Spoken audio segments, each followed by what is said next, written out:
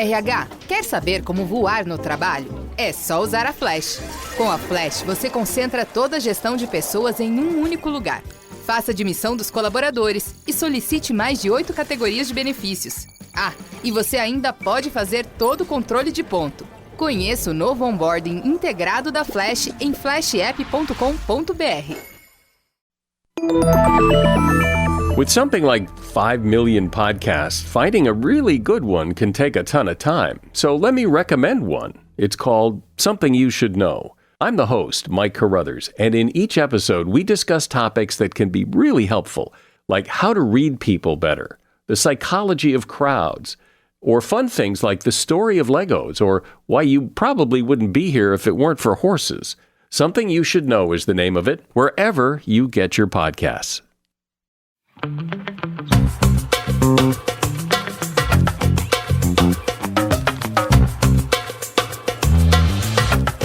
Hello, everybody, and welcome back to another episode of Don't Blame Me, starring me, Megan Rinks, and my co-host producer, Melissa Diamond Potts.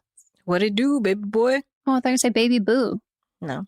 What it do, baby? Is that from a song? That's from something. It's in the zeitgeist. Mm-hmm. I've said zeitgeist twice today. I'm keeping tabs as well. Well, we are recording this at night for the first time ever. Is it the first time ever? When else would we have recorded this at night? I don't know. Like, we used to record for a small period of time. We tried to record 3 episodes in one day. It was brutal. Yeah. I wasn't even, on the mic then. Oh, but you were there. I was there. Mind, body, spirit. Mm-hmm. But, I don't think we ever started an episode this late. Okay. So everyone should know it is 6:30 p.m. when we're recording this. And 6:29. Because of that, we don't have any updates today. Yes. Because we have to record till late. Yeah, so it is my fault. I had a self-tape that I had to do today, and it was a very last-minute one, so we rescheduled. So I know we have not been delivering on the updates. People are going to be like, people just aren't calling back because it's not the last true. few episodes. I know, but we just know, them. Before it was people being like, this timing-wise doesn't work. We have jobs. You fucking bitches. Yeah. We can't do this. We have jobs. And we were like, fair. And then we were like, okay, holiday weekend. We'll have people do it. It'll be great. Then those people didn't show up. That was their fault. Yeah. And now again, it is back on me solely, personally. This is my fault because I had to reschedule literally last night. We did have people scheduled. And then last night she said, could we start later? Which actually works better for me anyway, because now I don't have to edit when we finish. You can just go to bed. I still have things to do. Oh, okay. Mentally, you can watch some Real Housewives. I actually haven't been watching that much Housewives. Oh. I haven't watched a full season in half a year, I'd say. The only thing I really care about, because I don't watch any of them, I want to watch the Utah lady. Jen Shaw? I want to watch that clip. I started watching that over the break because Grace and Candace both told me I needed to watch it. Mm-hmm. I got through the first 7 episodes, I believe. Yeah. When I'll finish it, who knows? I mean, there's a lot of Housewives to keep up with. I know. I mean, I'm on the Reddit, so I know the Cliff Notes versions. Mm-hmm. I like to read up those things. Mm-hmm. It shows up on my Finsta, suggested, some things we think you might care about. And I was probably because I've clicked on things from the Finsta. That is probably why. I was like, I am kind of curious what has happened. Nicki Minaj did the reunion. It's horrible. It was bad. Mm-hmm. From Word on the Street. Yeah, Word on the Gram. I said Word on the Street because one of the housewives on Potomac, that's her tagline and includes that. What would your tagline be? You've thought of it, haven't you? You haven't? I haven't. I don't know. It's hard. It is hard. I'm not punny like that. A lot of them will go on Twitter and be like, what should my tagline be this year? And then they pick from that. I'm sorry. Do they not have writers who do? It's a mix. They record 10 different versions and then the producers pick. Oh. They don't know what'll land unless you're one the one that I said Word on the Street. Hers is Word on the Street, I'm the word on the street. And then the next season was Word on the Street, I'm still the word on the street. What the fuck does that even mean? That everybody's talking about her. Is she new? No. I mean, the first year, it was the first season. Yeah. Okay. That makes way more sense to me. The next season was still a play on that. Okay. Fucking weird. So weird. Yeah. I just love that it wasn't enough for them to hold like weird inanimate objects in the opening. It's like, we also need lines. That's the thing is like in the first season of the show, it would just be like a cut of something they'd said during the show. Oh, yeah. And if you go back and listen, it sounds so bad because there's like street noise in the background, like sounds honking. So it's just funny. I love that. Yeah. Well, I guess I should tell you what the show is. This is Don't Blame Me. This is Housewives. Starring one person who watches and one person who does not. This is Don't Blame Me. We are an advice show. You call in, you leave us voicemails, and then we listen to them. We give you advice and we tell you what to do with your life, or we yell at you, or if you tell us you're sensitive, we will not yell at you. We will honor that. In the words of Rachel, we are have an ugly aesthetic. What was it? Bad aesthetic, which was because we are pro-vaccine and we are liberal. So, dun dun dun dun dun. Surprise! Big shocker. If you want to call in for an upcoming episode, That's you can. What they used to call me. Shocker. That was my signature move. Be like, big shocker's coming. You walking through the hallways, fucking shorter than you are now. Perfect proximity. I haven't grown since 6th grade, so basically the same as me, except just very different. Yeah. Boom, Big boom, shocker. boom. Shaka. Wow. If you want to watch the video version, head on over to Patreon to see us doing shockers. Yeah, if you want to call in, leave us a voicemail at 310-694-0976. You got to keep it under 3 minutes or you will be cut off. 18 or over, have your parents' permission. And you have to write everything down. You have to. Truly, you have to. Imagine Melissa's holding a gun to your head and says, write it the fuck down. A shocker saying, man, come on, bitch. Fucking write it down. What say too. Come on, bitch. I can't. I opened up this wormhole and I can't get out. The hole. I'm done. I said that at the end too. This has been happening with Mott's too. He like got on this tangent where like he just like kept remaking like versions of the song Fifth Harmony Work From Home. He would just like come up with like ridiculously sexual things to say to that tune. And every time I would make a response, it would essentially be like, that's what she said. And like he would do it. I was like, God damn it. What the fuck was I saying? We're just talking about the show. Write it down. Yes. Write down what you're going to say. Practice it. Time it. Because then what can they receive if they do a wonderful job? A sparkly diamond, much like a Beverly Hills housewife. Ooh la la. So yeah, that's what you got to do there. Yeah, what's new with you? Just living, enjoying life, breathing, frolicking. Yeah, nothing new. Nothing, because, we had a long weekend. So yeah. There's nothing new under the sun. Under the Tuscan sun? I've never seen that movie, but I can picture what it looks like. It look like the Tuscan sun setting. It just looks like, that Eat, Pray, Love vibe. Same vibe. But it was before. Yeah. I could, what is Eat, Pray? I don't know. She eats, she prays, she loves. I think she went through something traumatic in life, maybe a big breakup. Something happened. Okay. And then she's like, I need to get away. So she eat, prays, and loves. I love movies about women going, I need to get away. Like truly true. No, but you know what the best one is? This one is slightly...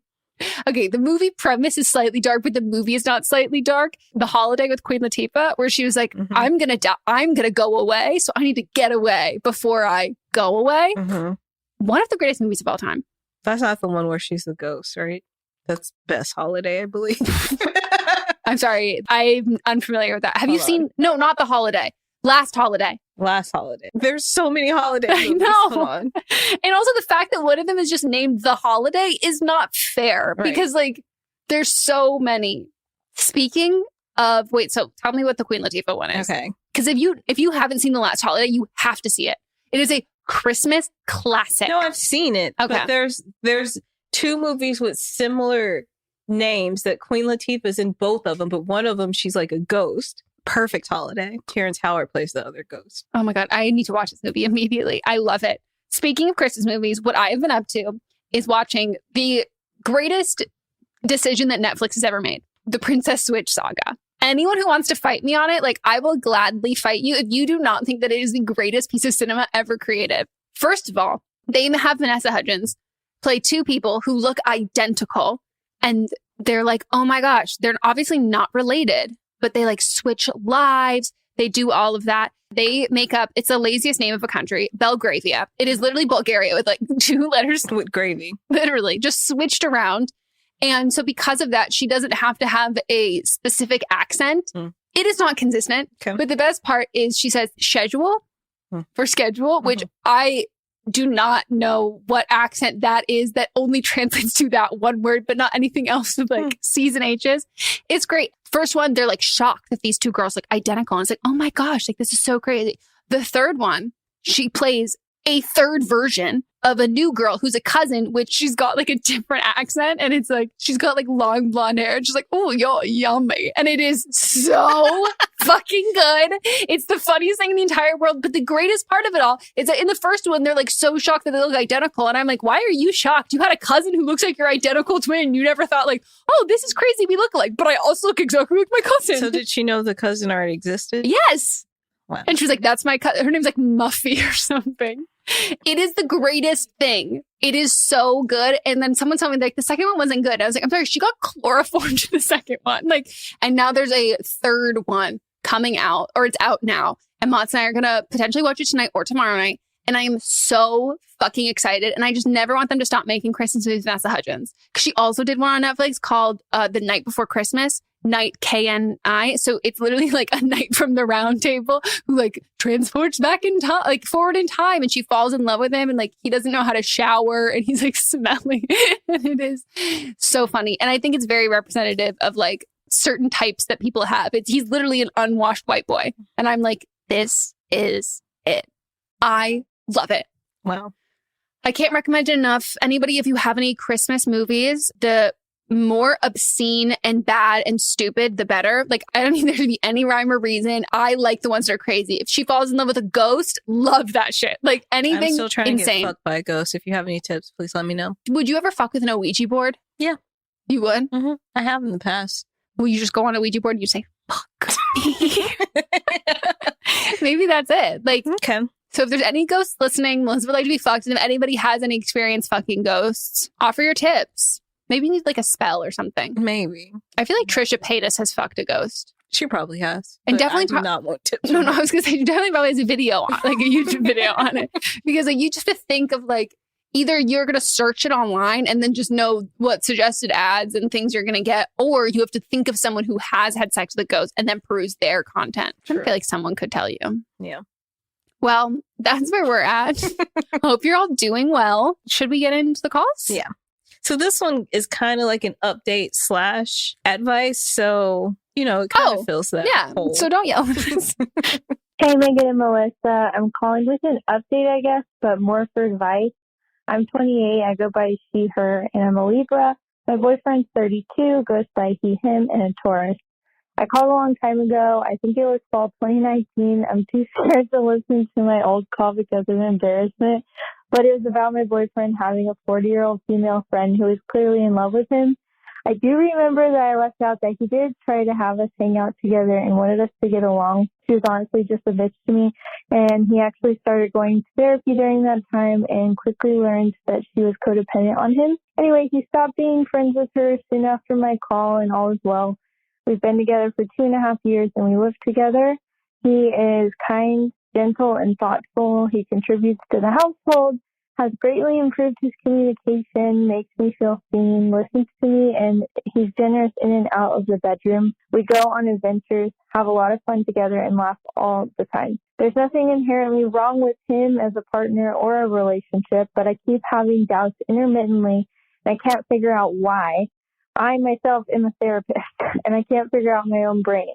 And I am in therapy. I've just begun talking to her about this because it took me some time to feel comfortable sharing virtual therapy. It just makes it hard to connect sometimes. I also should mention that I am divorced, and my ex-husband was verbally abusive, manipulative, controlling, and there was a lot of sexual coercion. I can't for the life of me figure out if these doubts about my current relationship are my intuition that I should listen to or a symptom of PTSD. It's like sometimes I feel disconnected to him or with the relationship. I don't know. Maybe it's me dissociating. It's also hard because I don't know anyone in my situation. I know you two haven't been divorced, so maybe I'm weird for calling. But have either of you felt this way before or known someone who has? Do you know any divorced people who struggled in their next long-term relationship? And how do I know if I should leave or stay? Thanks for your help. I love you guys, and I love the podcast. I have been divorced. She's kidding. No, I can read your face. I know you're fucking kidding. For a second, I was going to make the same joke. And I was like, well, you beat me to it. And I was like, wait, did we both have the same thought to make that joke? No, you haven't been divorced. I know this. Okay. Well, anyway, I kind of don't even know what to say because she's in therapy. So Yeah, it's like, and she's a therapist. Yeah. Well, I mean, her being a therapist, though, a therapist can't therapize themselves. Yeah. So that doesn't really have That any is impact. true. I think if you cannot find anything that is wrong, I think it's the relationship that usually is wrong. Having like PTSD and like previous relationships and all of that stuff, again, I'm not a therapist.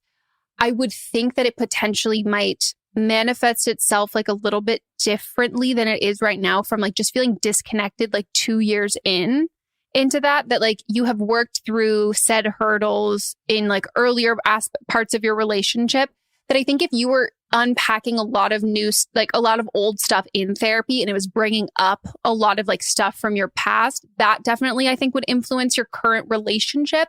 But I think if it's just like, he does this great, he does all of this great, he does all of this great, like the only like stone that's kind of like left unturned there is like, but it just doesn't work. Yeah. It's just not working anymore. Yeah, it's like we were good together. We still are like on paper good, but I just don't have those feelings. Yeah. And I'm sure like dating after like a divorce, and especially like a really toxic relationship is like very, very hard. But I think that like if the communication is great and all of these things are like wonderful and awesome, I think it just might be that like the relationship has kind of just like run its course. Mm-hmm. And I think like 2.5 years in and like you live together and all of that, like if you are not taking steps forward, you're kind of taking steps back at a certain point, especially when you're not married or you don't have kids. Like I don't think you really remain stagnant at that point. Like it is a pivotal point. I think like the first year when people are like, oh, that's how you really know it's serious. I'm like, First year, like the rose-colored glasses come off within that year and you're not always putting your best foot forward. Like you're really showing like your full, true self. And you see each other through all like these different seasons and stuff. And then 2 years comes around. Like it's a lot of the time where like you can potentially just like be done. But I think like, yeah, if you communicate that with him, he seems like he's like done a lot of learning. I remember this original call because she was like a nurse. They were both nurses. Yeah. And they would like go out to movies and And stuff she would together. like get him presents and shit. Yeah. But that part of their life is done.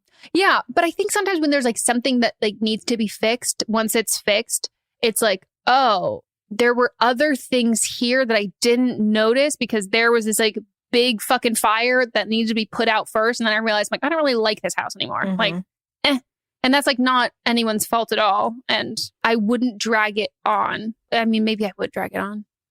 I don't know. You live together. That's rough. I would voicing. Yeah. Because there might be something that feels stagnant to him too. Yeah. And also, where do you see yourself with him in a year, in 2 years, in 3 years? Like, is it with him? And do you want to make it work with him or or are you just comfortable in the situation and it's working, but it's just not working to the extent that you want it to work? Yeah. Like, oh, I wonder if this will work out versus like, or I want this to work out versus I'm going to make this work. Mm-hmm. You know what I mean? Mm-hmm. So figuring that out, because that's something as someone who's been in a long-term relationship, like that's the difference when you, I think, have like found your person where it's not like, oh, I hope this works out. It's like, I will make this work. Yeah. You know? There's this one TikToker I follow who's like, people always talk to her about because she's a housewife. I mentioned her in the episode, but we just recorded of, But am I wrong? that is what our other podcast is called. Sorry, everybody. Hannah Stella. She is a housewife with no kids. And her husband is like very, very successful. They have a very nice life. And people are like, well, what if you get divorced? She's like, divorce isn't something that necessarily happens overnight. Like they're conscious choices. She's like, we won't. Like we're working on our relationship every day, like doing all that stuff. Like very rarely are things like completely out of the blue. Mm-hmm. So I think that's like a good thing to remember when you're in how to kind of tell if the relationship you're in is it. It's like, are you going to make it work or do you want it to work? Right. Which feel very different in the moments. Well, best of luck. I'm very happy he's not hanging out with this 40-year-old woman anymore. Yeah. You'll figure it out. You will. And we love when therapists listen. Good evening, Megan and Melissa. I'm a 23-year-old who has kind of gotten herself into a whirlwind relationship with a Scottish guy that I've only met and talked to for a month. And he's asked me to come and visit him for a month with the insinuation that he's going to propose to me. Am I crazy for thinking about going and saying yes? Even saying that out loud, I realize how insane that might sound. And I've talked to my friends and family, but I'm getting mixed responses. So I thought I would bring the situation to the two people I know who wouldn't sugarcoat it for me. I guess let's get into it. So this is about myself, 23-year-old female, she, her pronouns, and a guy, a 32-year-old Scottish male, he, him pronouns. We met the day before Halloween in a cute little club. I started a conversation with him because I overheard him and a few of his mates speaking with accents. We ended up talking all night, and I was very proud of myself because I didn't hook up with him that night. We exchanged contact info and began talking right away. He was in my state due to training that he had to do for work, and he was there for 2 more weeks. Every day that he was still there, he did take me out on dates and was a true gentleman and wasn't forcing me to do anything. We did end up hooking up a couple of days before he left, and I honestly wasn't expecting to hear from him after he left. But we still talk every day and FaceTime. He is 7 hours ahead and stays up to talk to me. He did straight up ask me if I would move to the UK in the future to be with him. I did tell him that I did not want to rush anything and kind of see where this would go and just take it slow. A week later, he asked if I'd be willing to visit him for a month, just so we could get to know each other in person and I could meet his family and his son. He did make a joke about going ring shopping or that I could try on the family ring, and I laughed it off at first. But now, I don't really think it's a joke. Am I crazy for going to visit him for a month, especially since I haven't known him that long? He could be a serial killer or kidnap me. Would I be leading him on by going and just meeting his family and thinking I'd want to get married to him without knowing him that well? Don't get me wrong, I love watching 90 Day Fiancé, but I'm not willing to be a part of that show. And thank you in advance. I love this podcast, and I'm a huge fan of But Am I Wrong? Love you guys. No, he is almost 10 years older than you. You don't know him. Your family doesn't know him. Ugh. I don't care if you're talking every single day. Like, you haven't even been physically in the same place. Like, you don't know this person. No, like, I don't want to say, sure, normal, like, emotionally mature, and no good 32-year-old guy is talking to a 23-year-old and asking her to move after knowing her and speaking. What's up, everyone? It's Noah Daniels. Hey, y'all, I'm JJ. Hey, guys, it's Kat. And we're your hosts of the Real Hauntings podcast, where we bring on guests who share their first-hand encounter ghost stories and supernatural experiences. Now on to the trailer.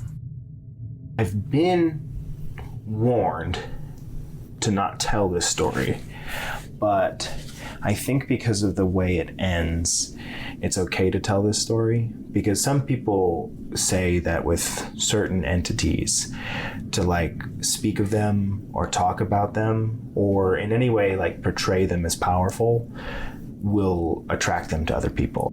The creepiest thing about it to me is a lot of times it would wait for me to notice it. Like, it would just lay its arm out like this, and then I'd be like, where is it? Where is it? And then I'd see it, and then it would just slither back. For more information on the Real Hauntings, Real Ghost Stories podcast, make sure you check out real.fm to learn more about our podcast and many other amazing podcasts. To her for a month, move there and like get a ring and all of that. Like, this is just international love bombing. No, don't do it. No. Don't go. This is so many red flags. He has a kid and he's going like, oh, you're going to meet my kid. No, this is reckless as fuck. He shouldn't want you to meet his kid after you've only been talking for a month. Like, that's a red flag. If he's going to be that reckless with his child, this is equally as reckless as he is going to be with you. And as he has demonstrated, like, what the fuck? No, no, do not fucking go. And who the fuck I feel like you've been talking to that you've been receiving mixed messages? Who is saying this? This is not like P.S. I love you. Like, this is not a rom-com at all. Like, people like, this is like cherry picking ideas of a rom-com. It's a guy from Scotland. Like, we met and like we fell in love. Blah. No. Well, he was talking to his mates. Yeah. No, that was goofy. Like that gave me Bella Hadid. Have you seen that? Where they're like, "How was the collection?" And she was like, "Oh, it was très beautiful." And it was like, "Ma'am, you're in Paris for Fashion Week. You're not like when Madonna went to your like." It's that vibe where it's like, no. I get that like this can seem really fun and sexy and glamorous, but like he is too old. His brain is fully developed. He knows what he is doing, and he is specifically pursuing someone who, this is not a read. This is like truly just science. Like your brain isn't fully developed yet. Like, why does he need to like import a bride from not his country who he has met and talked to for 1 month, who is almost 10 years younger than him? And he is a child. You should be at completely different places in your life. And if you're not, you are, because he is a child. If he thinks that he is like a 23-year-old, then like that shows you what kind of person he is right now. No. Don't get on the fucking plane. Block his number. Yeah. Well, tell him bye and then block his number. I think you can really just fucking ghost. I don't think she will. Yeah. And here's the thing. I bet if she says that she's not going to go, he will be very upset, and this will potentially, like, he will be like, no, I'm not going to do this anymore. Like, I can't believe blah, blah, blah. And then he romantically showed up on my doorstep with the ring.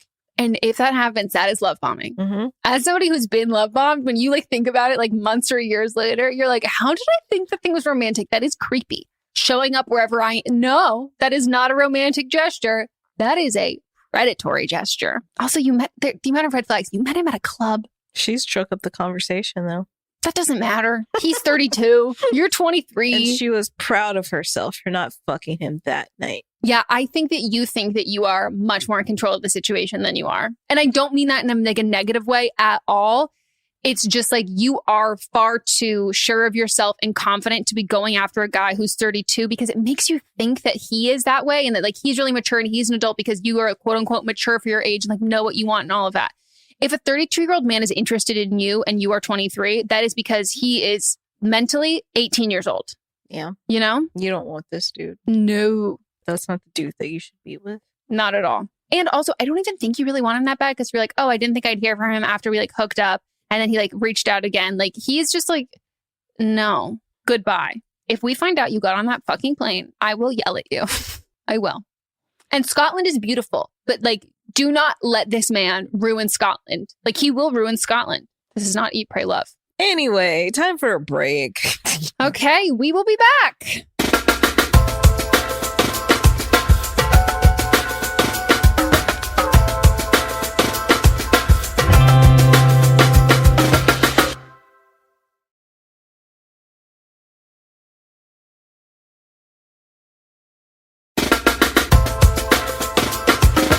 And we're back. Let's get into the rest of the calls. Hi, Megan and Melissa. I'm 21 years old. I use she, her pronouns, and I really need some therapy advice. I've been in therapy since freshman year, but I've been with a specific therapist since late last year. Working with her has been challenging, to say the least. I really like her because we're both women of color. She's younger, and she can relate to some of the things I've experienced.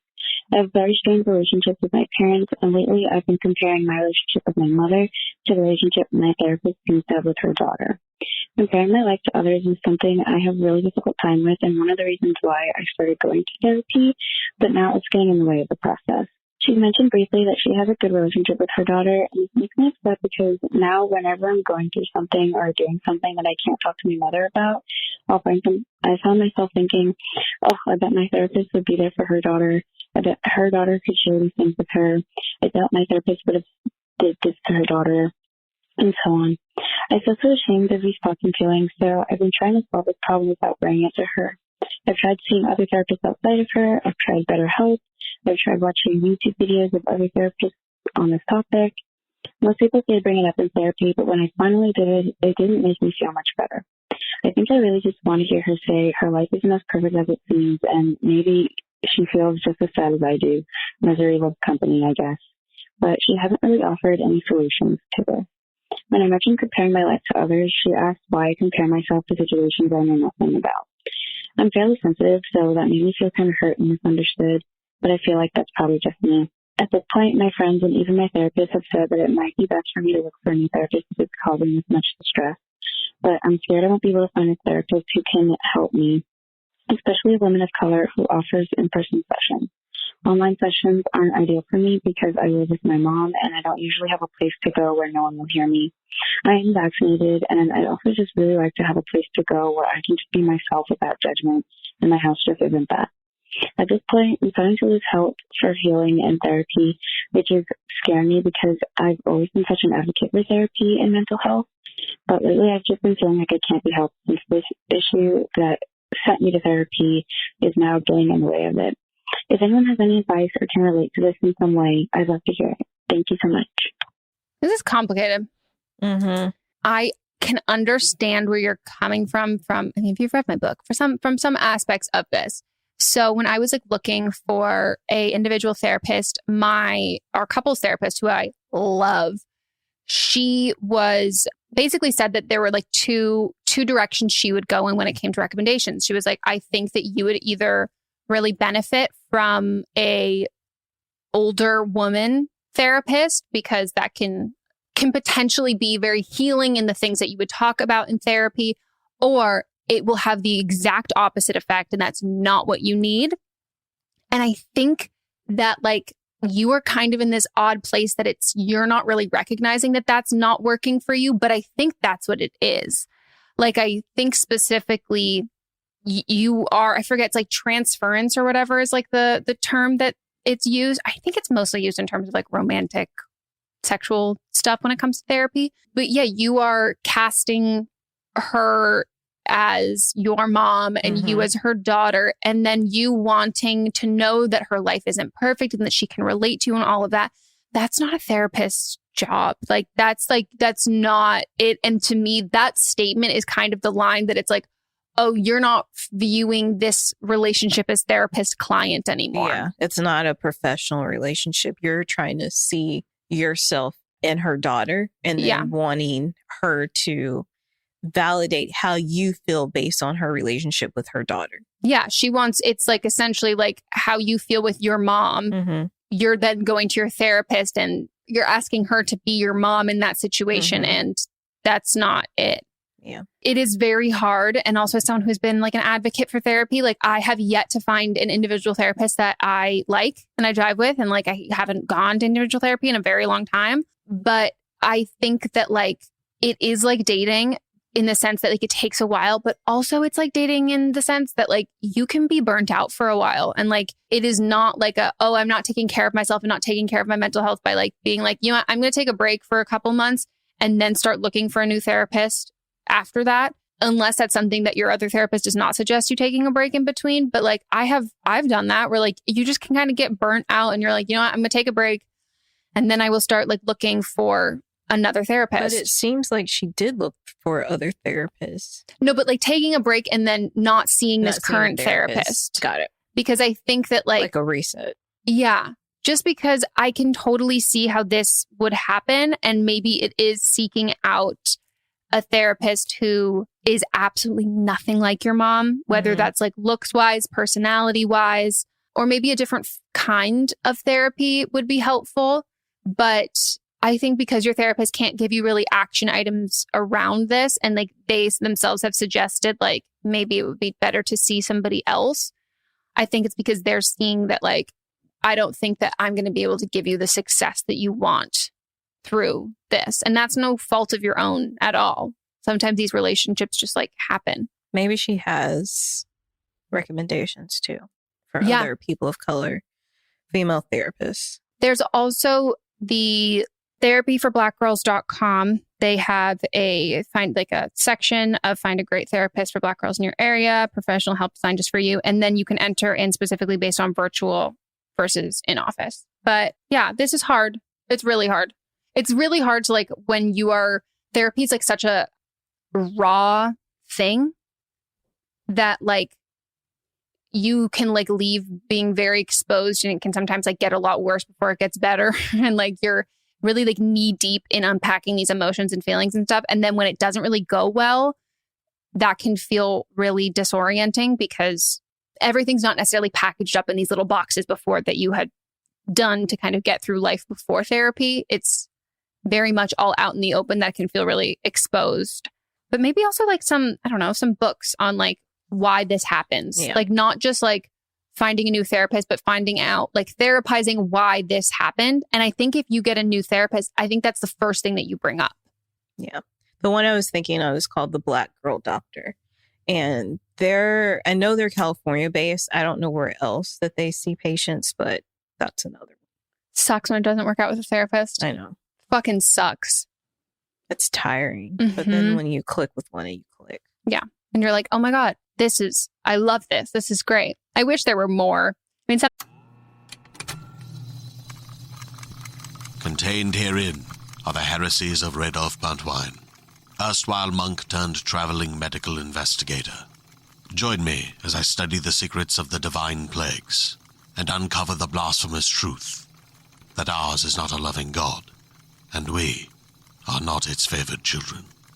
The heresies of Radolf Buntwine, wherever podcasts are available. therapists are just bad, and then some therapists are bad fits. Wish there was like a way to just know.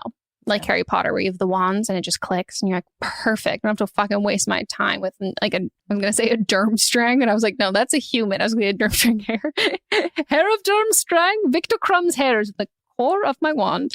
I'm laughing like I know what she's talking about. That's fine. I know people listening to it who have been Harry Potter fans. You mean Potterheads? Yes, Potterheads.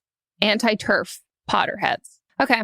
Yeah, we have one more. Hi, Megan and Melissa. I need some advice. I'm 24 and my pronouns are she, her. Tonight I was scrolling through Instagram when a new to Instagram suggested profile came up. For privacy, I won't say the username, but it was my old high school's name and piercings. Intrigued, I looked at the profile and found out it was a student at the school offering paid piercing services from the school bathrooms. They claimed to be experienced, and from a look at the less than 40 followers, some have stated they're in year 8, which is around 14 years old here. I also found out my cousin, she, her, who never went to this school, follows this account. She is around that age as well. I ended up screenshotting the profile with its highlighted stories and emailing the principal of my old school.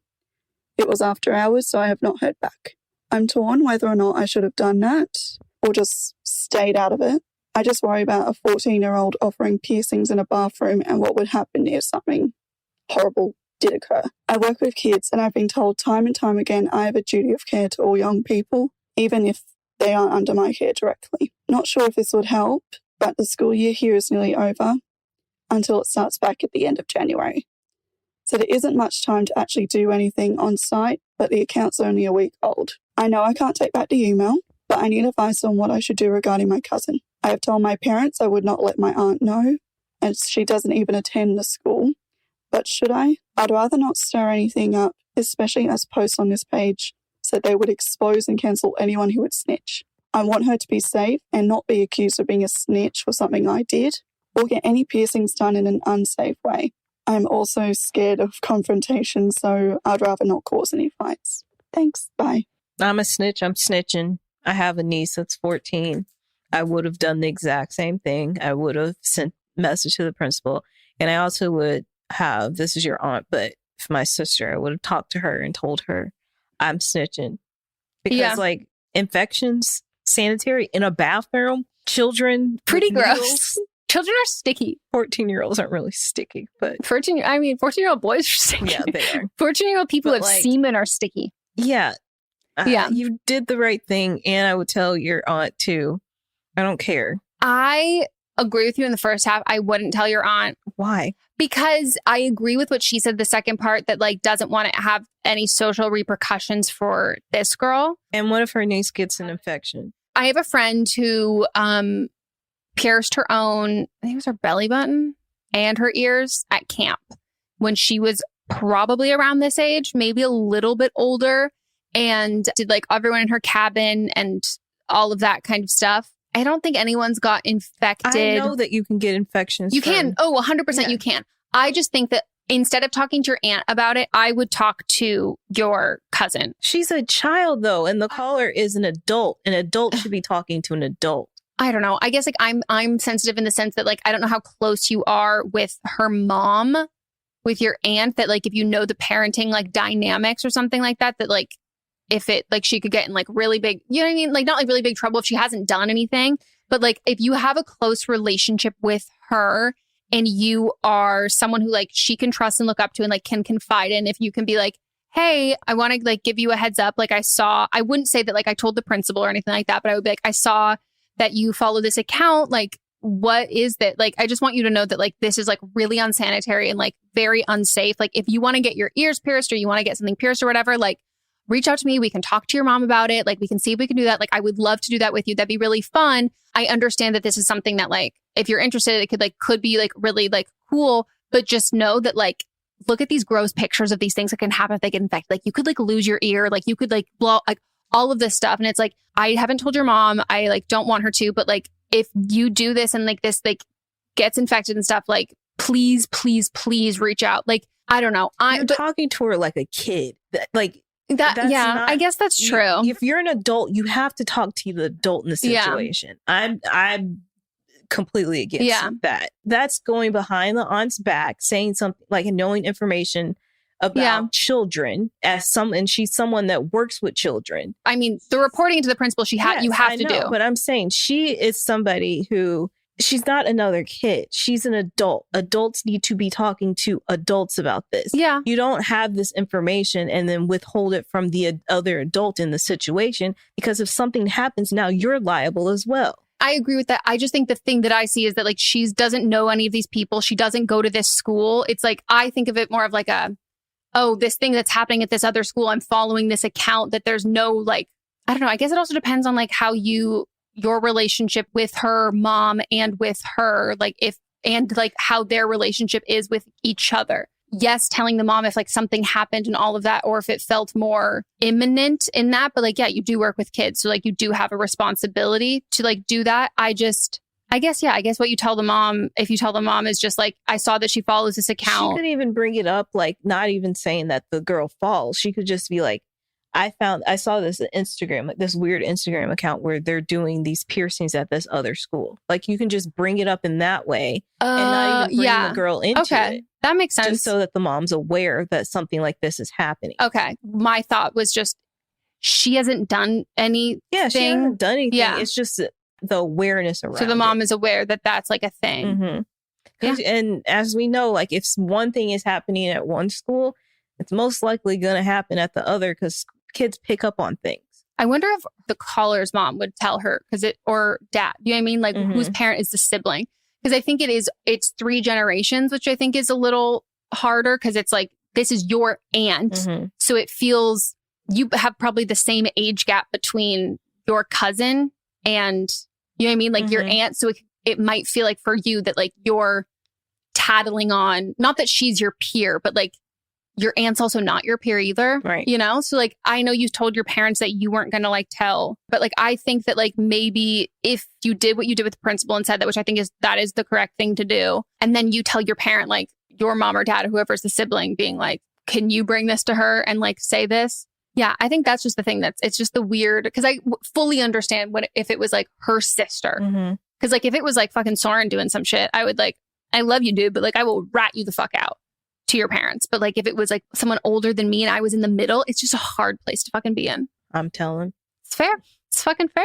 I do love a snitch. What's odd and just so gross. Yeah. I obviously don't love this, but I do. I do love that the account clarifies, I have experience doing this. What experience doing this? You've done it 3 other times in this bathroom? It yourself. Oh yeah. Not it.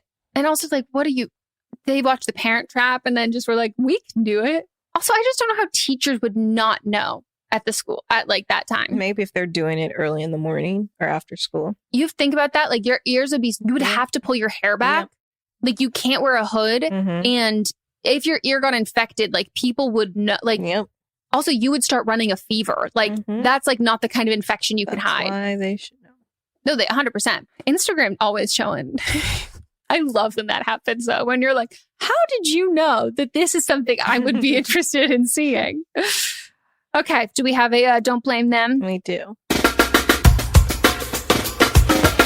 Hi, Megan and Melissa. I am calling for a Don't Blame Them for season 8, episode 26. I use she, her pronouns, and I'm 22 years old. This is in regards to the caller who was going through a depressive episode and her boyfriend was making her feel bad because they weren't having sex. I second third everything that Megan and Melissa said. Also just wanted to further speak. I am someone, I have not been in a long-term relationship, but I have had sexual partners and I have depression as well as other mental disorders. And so I just wanted to speak on something that one of my therapists had told me, and that is that depression lies. And so that voice in your head that is making you feel guilty and making you feel like you are a burden on other people, or that other people, it is too much for them to deal with your symptoms, that voice is lying. So number one, don't trust that voice. You are not a burden. Your feelings are valid. What you are going through is 100% valid. And second of all, your boyfriend is trash. No offense. Well, no, I'm not going to say no offense because, like, yes, offense. He is a grown man who is prioritizing, not even prioritizing getting off, because he is a grown man. He has a hand. He can buy a fleshlight. He can buy other sex toys. Like, he can get off without another person. He knows how to do this. He's probably been doing it since he was 13 years old.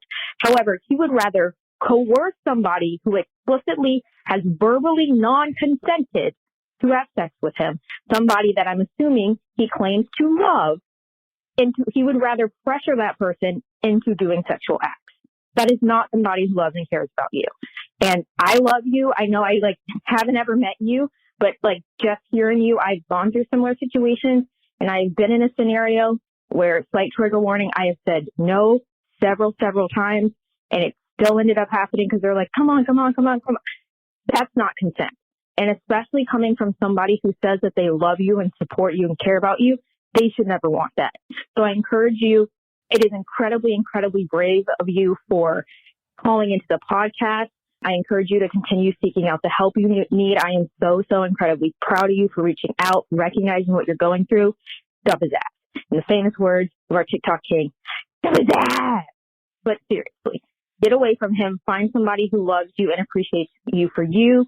Take some time for yourself, work on you, but you are not a burden. You are not a sex doll for somebody to just get their nut off in. I love you. He clearly does not love you. Please dump his ass. I'm so proud of you for calling in. Mwah. Yes. Wonderful. Love it. Second all of it. I don't remember what the name was, but I think it was Alexis Giselle, who when she was on the podcast gave her depression a name, and it was some annoying name. It was she's lies, she's mean, fuck her, yes. You know what I mean? That personification. Yeah. So yeah, second all of that, everybody was very upset about that call and that man, as were we. Yeah. So I hope you heard the first one and then heard this one too. Yeah. Well, that is it for our episode. If you enjoyed and you want to leave a review, please go ahead and do so. You can get there before Rachel leaves her bi-weekly review of the podcast, where she tells us that she, in so many words and not so many words, I don't know any phrases anymore. My COVID brain is done for. I think people say both. Okay. That makes me feel better. Also, phrases and idioms are so often missaid that I'm which one fucking is it? Yeah. She not so slyly just hides the fact that she is a Trump supporting racist Republican anti-vaxxer. Maybe she's just a libertarian. So yeah. Also, a hot take. Why are libertarians so incel-y? Can I read a review? Yes. This is from Shakespeare. It's like Shakespeare with an R at the beginning. I'm sorry. So what was that guttural sound? Spear. Oh, Shakespeare. Mm-hmm. Honest and personal, period. Oh, God.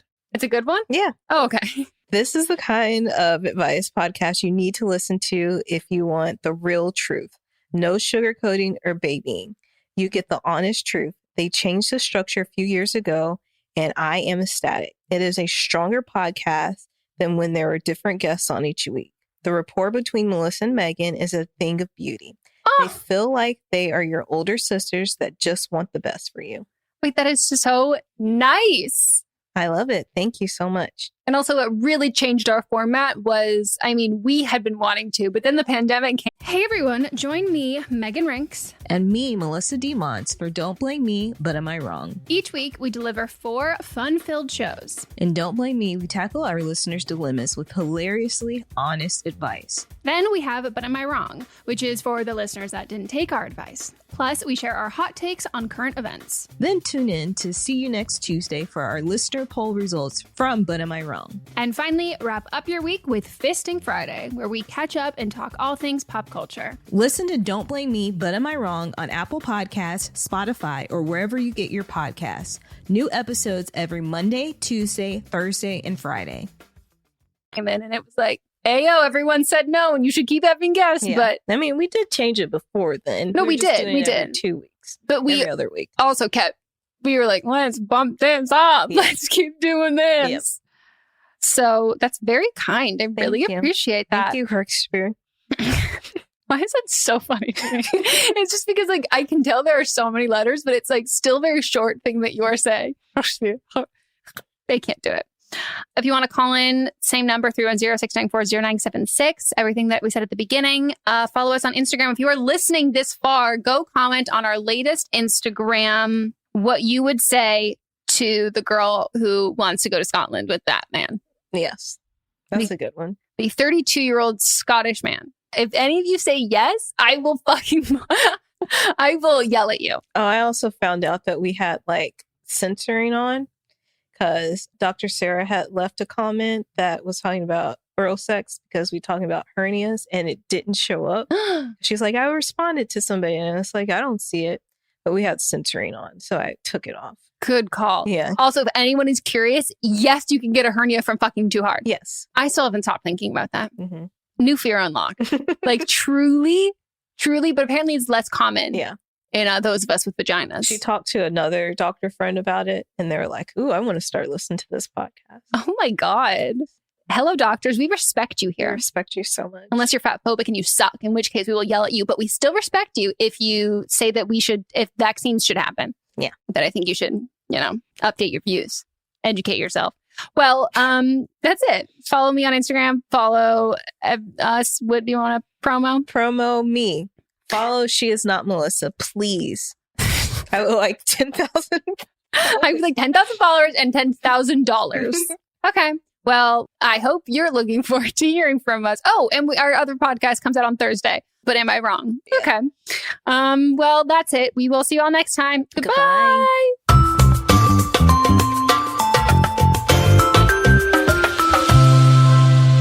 Don't Blame Me is a production by me. Executive produced by Melissa D. Monts and Diamond Imprint Productions. Edited by Coco Lawrence. Post-production sound by Chris Henry. Production assistance by Melanie D. Watson. Music by Ryan Hunter and Giacomo Picasso. Do you love Disney? Do you love top 10 lists? Then you are going to love our hit podcast, Disney Countdown. I'm Megan, the Magical Millennial. And I'm the Dapper Danielle. On every episode of our fun and family-friendly show, we count down our top 10 lists of all things Disney. The parks, the movies, the music, the food, the lore. There is nothing we don't cover on our show. We are famous for rabbit holes, Disney-themed games, and fun facts you didn't know you needed. I had Danielle and Megan record some answers to seemingly meaningless questions. I asked Danielle what insect song is typically higher pitched in hotter temperatures and lower pitched in cooler temperatures. You got this. No, I didn't. Don't believe that. About a wish coming true? Well, I didn't either. Of course, I'm just a cicada. I'm crying. I'm so sorry, Jiminy. You win that one. So if you're looking for a healthy dose of Disney magic, check out Disney Countdown wherever you get your podcasts. Hi, I'm Jennifer, a founder of the Go Kid Go Network.